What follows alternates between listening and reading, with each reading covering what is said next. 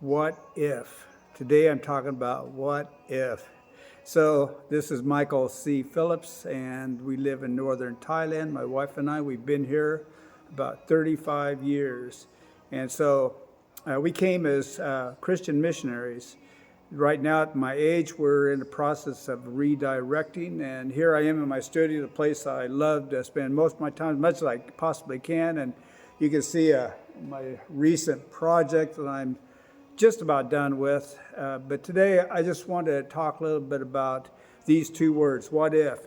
I think that there are, for at least for our Western minds, this is a big thing that we like to say quite often. My wife and I do it. You know, we think about an action, and we're talking about the future, of course. You know, what ifs are already known in the past. So if we're getting ready to do something, we might say, what if? What if we go to the city of Chiang Mai this weekend? Is that a good idea? So we start talking about the positives and the negatives, about what we should do. So there are the positives and there are the negatives. You know, sometimes we as humans, we allow the negatives to take, control of our decision making. And it reminds me of, okay, we live in northern Thailand, and we've had foreigners that have been friends. And actually, this is a story that I've heard many times over. So you're at a place where it's new and you're all excited to be, and Thailand's a beautiful country. But as you live here a little bit, for a while, there are stages, and you have a honeymoon stage when you arrive, but then you drop into a rejection stage. There's 4 stages: acceptance and love.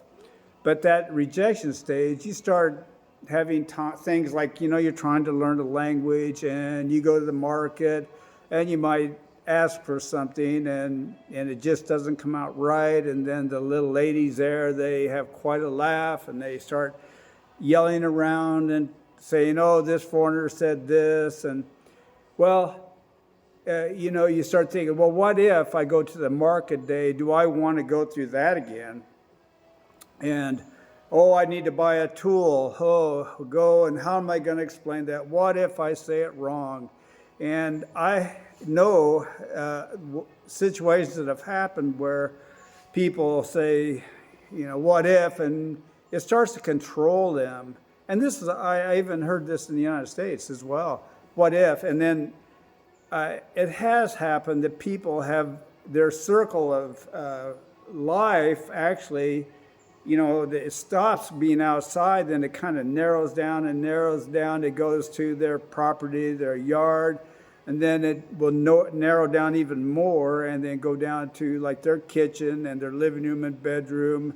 And in time, it can just drop down to your bedroom. And I've had experience, and I've talked to people that has happened, and they end up in their bedroom. And of course, you can't live like that. So people who end up like that usually will go back to their home country. But there are the positives of it, and that's the negative, right? So we don't want to avoid that. So the positives would be, what if, and I actually do get the tool that I want, or I actually am understood when I go to the market? Or what if we go to the city and we actually find something that we can't find out in the country? You can do this what ifs, and that's the normal thing. So the first point I'm trying to make here is the what ifs about daily life have to be dealt with.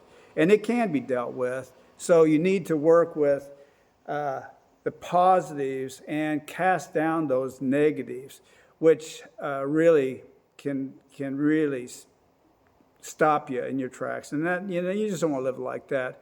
But once you get in more on the positives and you see this grow, you can start focusing on creativity. Hey, creativity. Now, if you remember my last video, I talked about creativity, the spice of life. And I think that's kind of where I want to land on right here.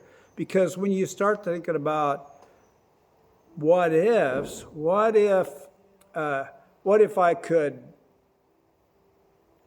fly and use a paper airplane? What if there actually was a race between a snail and a rabbit, how would that turn out? What if moose had hands rather than horns? And the imagination can be just, you can play with this. And like, if you remember last time, I used an example that my wife and I did with our kids, coming up with scenarios and having them just use random thoughts. What if I could build a sphere out of glass or plexiglass that was AI run, and it would kind of drive me, the balance would be set, and it would just take me wherever I wanted to mentally go? What if there was a way to make stilts, hydraulic system that I could get around easier? What if I could harness a goose or a crane or something and have them send me? What if? There's all kinds of things. It's fun to use your imagination. I really do think it's a spice of life. So today, I just want to encourage you, work through these what ifs that have to do with practical living, and life can be exciting. And even when your life is sort of humdrum, your imagination can create things that make life more fun, more spicy, and more exciting. So I'm going to leave it at that. I'm kind of going on rambling here. So I hope this is a benefit for you, and we will talk to you again in a couple weeks. Thank you.